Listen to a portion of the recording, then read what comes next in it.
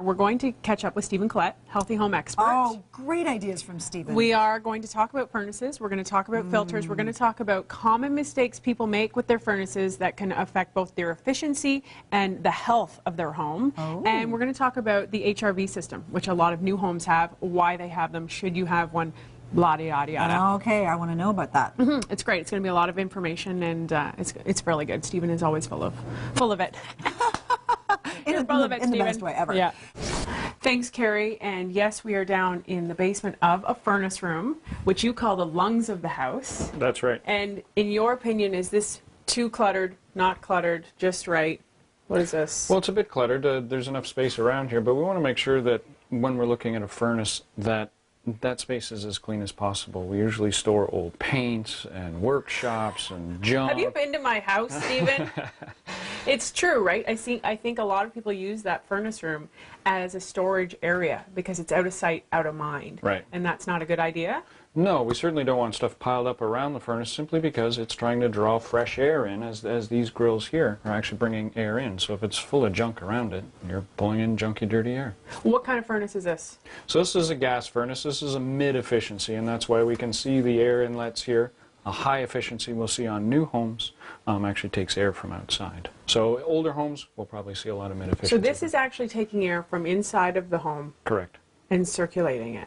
So, right, and so when we've got stuff piled around it and it's not super clean, then we're going to get that air brought in. Filters, important. Filters are very important because these are really taking care of everything that we have as far as what we're breathing. And this one is not clean. Pretty much past its prime. So you want to change your furnace filter every 3 to 4 months, and if you're doing renovations, which is where all this is from, this is all dust from there, you want to change it a little more frequently. Okay, we have a little Price is Right CHEX girl. Nadera, can you come over here? Thank you so much. Look at the camera. Look at the camera. Isn't she beautiful? Thank you, Nadera. Thank you. You have a bright future ahead of you. She's brought us over.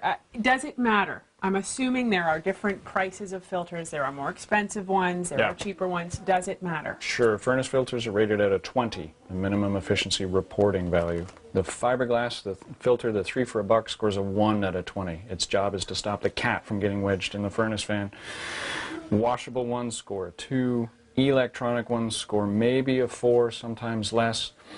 A HEPA, way up at the top end, high efficiency particulate arrestor, just like a HEPA vacuum, scores a 17 out of 20. This one, the paper pleated ones, they're about $25, $20 to $25, and a score of 12 out of 20 is really economical. So this ductwork here has been air sealed with aluminum tape and not duct tape. Duct tape is temperature sensitive, but aluminum tape stops the airflow from leaking out or from actually pulling in dusty basement air. So this is going to make your house more efficient. Correct. In heating it. We're going to get the heating dollars that we paid for delivered to where we want it, and we're not sucking in dusty air. So this is? The cold air return. Which means? Your furnace blows hot air up the sides, usually around the windows, and for all the amount of air that blows up, it's got to draw some air back in to warm. To heat it up. To heat it up, and this is the cold air return. So it's drawing air to your furnace. Now, how dirty on a scale of 1 to 10 would you say this is?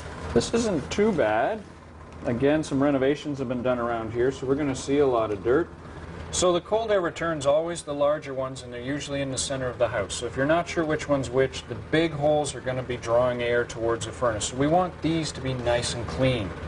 Can I vacuum them? Absolutely. That's the easiest way to do it. You can do that every couple months yourself, and then when you get every 5 years or so, you can get a professional coming in. Because it's hard for us to stick our heads down the holes. We tried this earlier. It didn't work out. You can actually stick the camera right down and just take a picture. All right, more to come. We're going to go look at an HVAC system because this is an older house, but we're going to go look at the newer houses and check that out. Now, we continue our coverage here on the 5 o'clock show today with Stephen Collette, healthy home expert is what I'm going to put you under a blanket title. And what we're doing today is we're talking about furnaces, we're talking about efficiency, we're talking about tips that we can help people to make their house more efficient and little things that people often forget. Filters we have already looked at, ductwork, cleaning it out. Now we're actually moved to a newer home. This house is only a year old, so things have really changed in terms of how people are building it and what's code and what's mandatory. Right. This house has an HRV system. Correct. What does that mean? So it's a heat recovery ventilator. So basically it's a radiator for your house. It pre-warms the incoming cold winter air, and it also, as a ventilator part, supplies mechanical fresh air to the house. Okay, we're going to look at it in just a second. This is the controls, I'm assuming, for the HRV? Correct. So this is a heat recovery ventilator, HRV control system. They come in different shapes and sizes and do different things.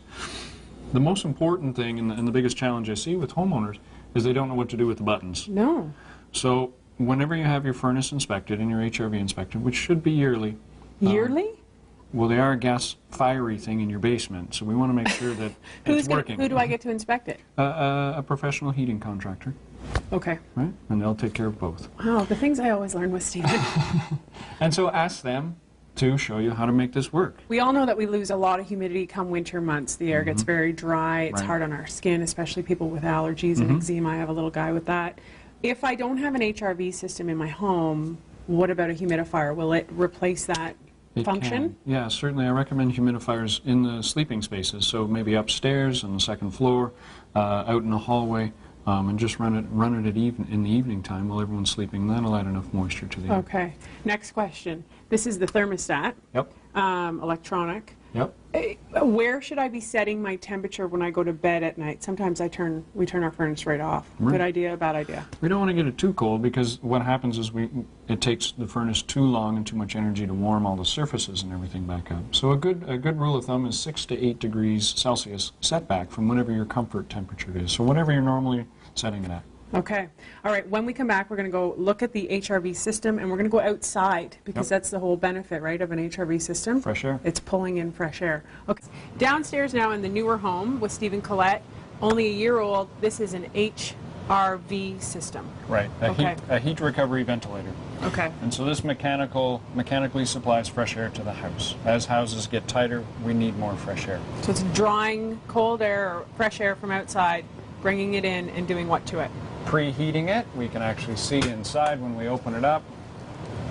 It's just like a radiator. The fresh air comes in, goes through this radiator and into the house, and the stale air from the house crosses over and exhausts, and it warms up the incoming air. So the outgoing stale air warms the fresh incoming air. Okay, it has filters in it. It does. It has 2 filters in it. So again, you want to make sure that these get cleaned and inspected every year.